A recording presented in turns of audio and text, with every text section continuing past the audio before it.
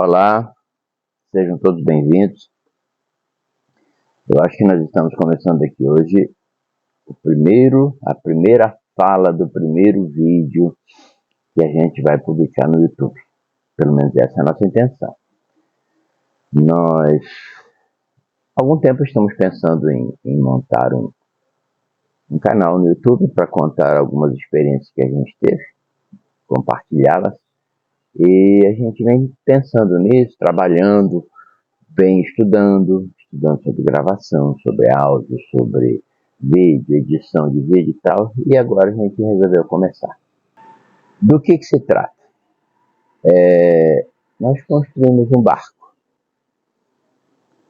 E nós construímos um barco com muitas peripécias, o que vale a pena contar algumas delas para que sirva de experiência para outras pessoas. Tudo começou na década de 90. Eu já era um profissional liberal, já tinha meu negócio, já estava com a vida mais ou menos equilibrada, 2 filhos, e uma vontade danada de fazer alguma coisa que eu não sabia exatamente o que era. Naquela ocasião eu li um livro sobre viagens pelo mar e pronto, adoeci. Chamava-se Aventuras no Mar, do Hélio Sete Júnior. O pessoal na intimidade chamava ele de Elião. Ele morreu cedo, ele só escreveu esse livro, mas foi inspirador. Era um livro simples de ler, fácil, rápido, daqueles que você devora página por página e depois volta para entender os detalhes e tal. Literalmente você viajava junto. E pronto, eu quero um barco. A realidade e a ficção são distantes normalmente. E eu morava no interior do Mato Grosso, tinha negócio e vivia lá. Lá nem mar tem, aliás o rio maior que tem lá não é assim tão navegável, tem bastante pedra e tal, dá para navegar de barcos leves, de barcos a alumínio, com motor de popa e tal, se navega bastante, mas trechos curtos, aí tem cachoeira, tem pedreiras e tal.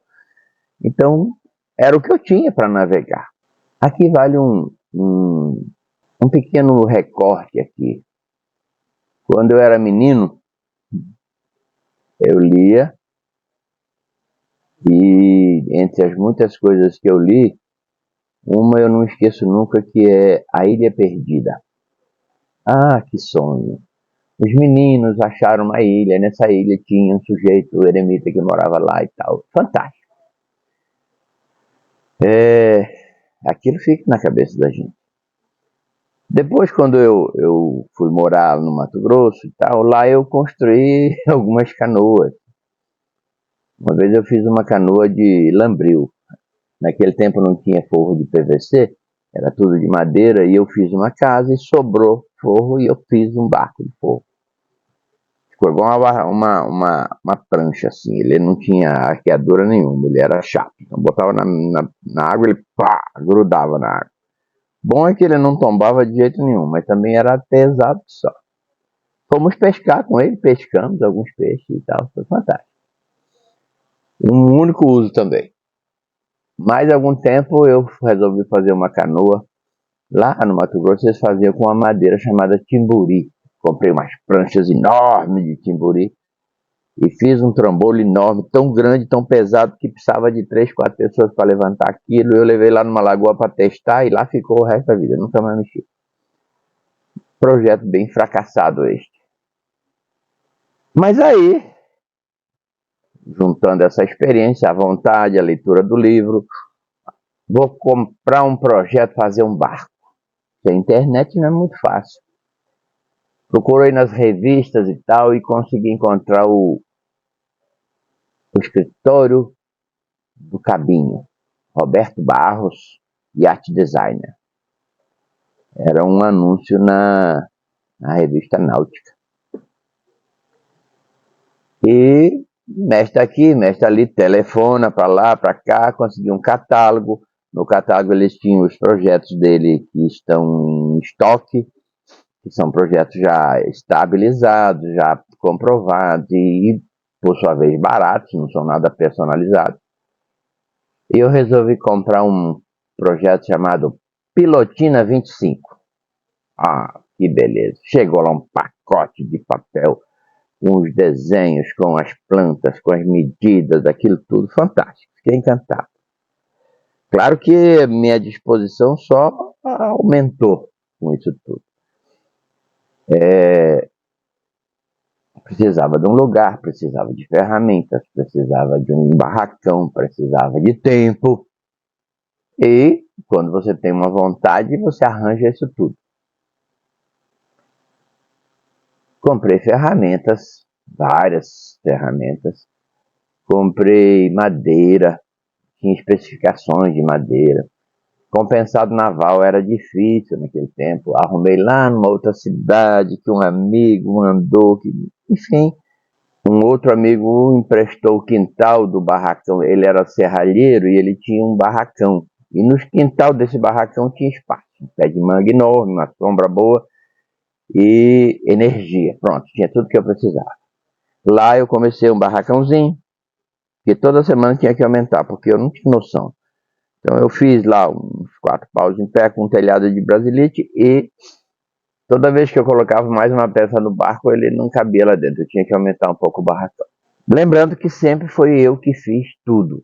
Eu, pessoalmente, eu que cavei o buraco, piquei o pau, que cobria o telhado, enfim, tudo. Depois de algum tempo, eu tinha o esqueleto da pilotina montado. Ou seja, eu tinha a noção de que tamanho ia ficar o barco. Ele é feito em cima de um tablado, né, de uma superfície nivelada, e ali você vai colocando as cavernas.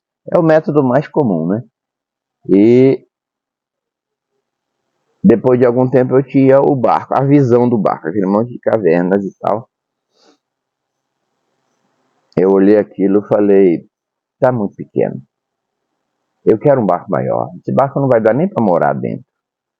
Devo dizer que meu sonho era o sonho do Hélio, de morar no barco, de fazer aventura nesse barco.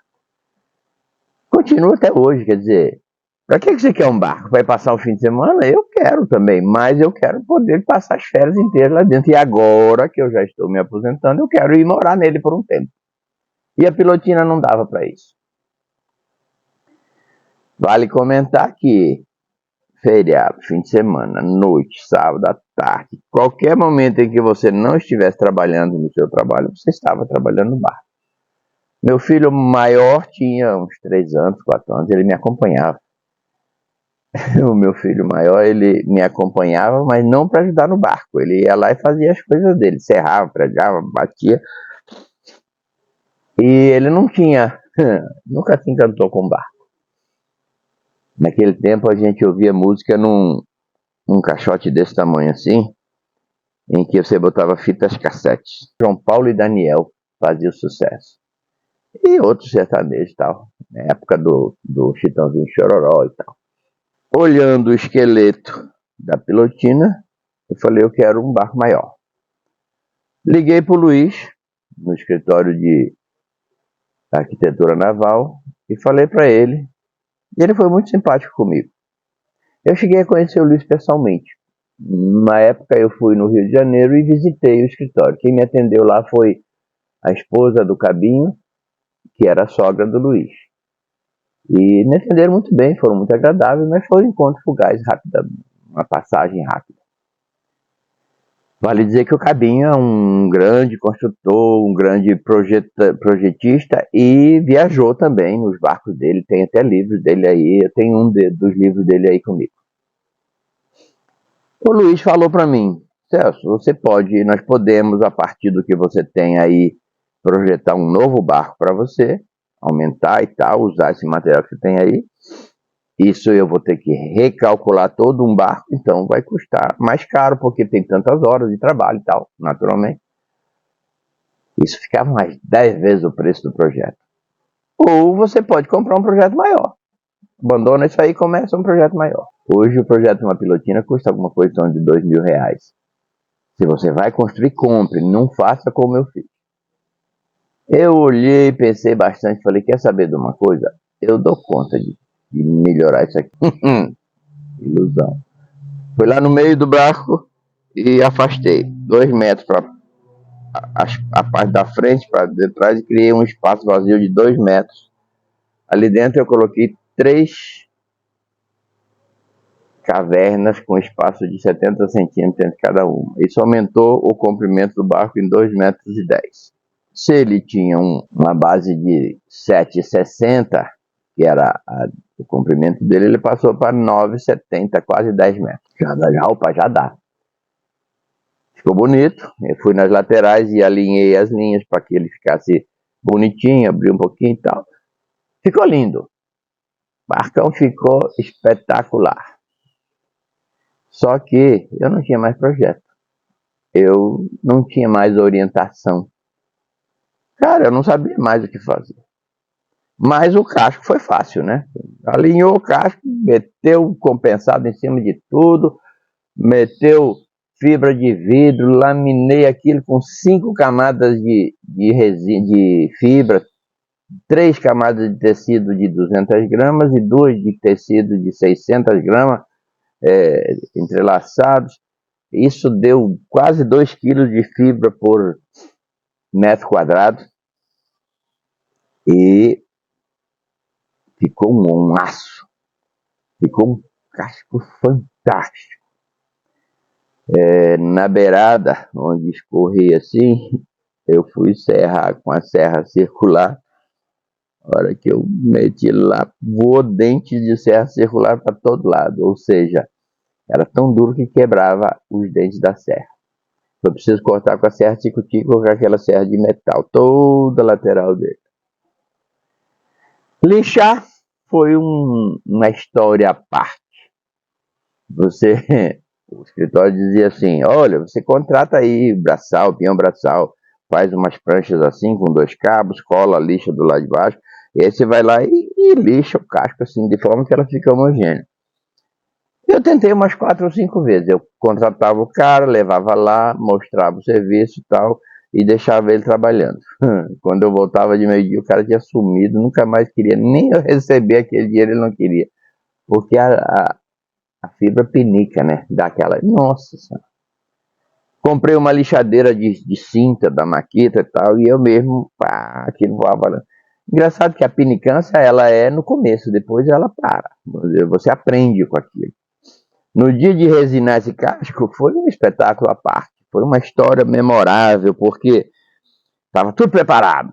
Os galões de resina, os panos cortados todinho certinho para colocar no lugar.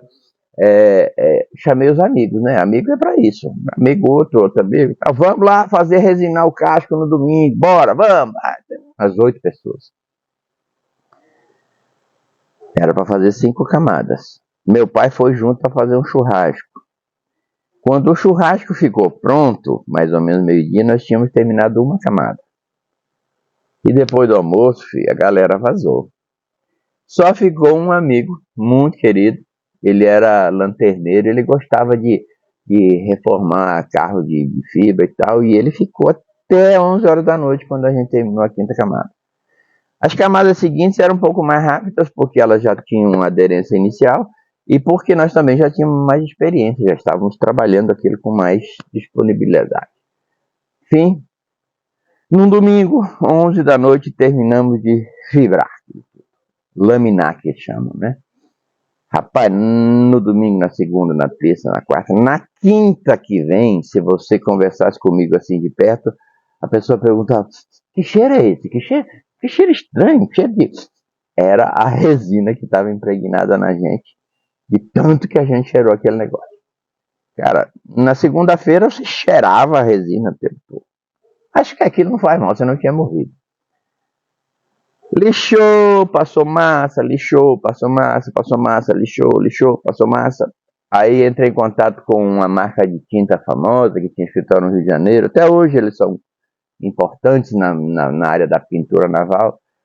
E a pintura do casco era em 5 fases. Passa uma tinta branca, um fundo, um prime, enfim, passa 1000 coisas. Eu passei todas as 1000 coisas.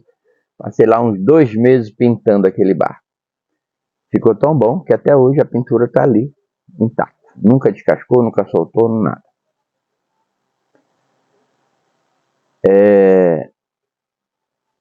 Até aí ia tudo bem. Mas aí tem um detalhe importante que eu preciso comentar com vocês. Se você vai construir um barco, você precisa reservar algumas horas de trabalho. O projeto do cabine, se eu não me engano, eram 4.000 horas de trabalho para construir uma pilotina. 4.000 horas, se você pegar 3 ou 4 trabalhadores com experiência, então vai dar 1.000 horas da equipe e tal. Se você é inexperiente e sozinho, isso vai aumentar um pouco e são 4.000 horas suas. E da onde você vai tirar 4.000 horas? Do fim de semana, da noite, do dia que você ia visitar a sogra, que você ia passear, que você ia no shopping, que você ia tirar férias, enfim, você gasta todo o seu tempo no bar. E é claro que sua família, sua esposa em especial, precisa concordar com isso. Não foi só por isso, mas aí veio a primeira tempestade. E o barco parou. Semana que vem eu conto mais.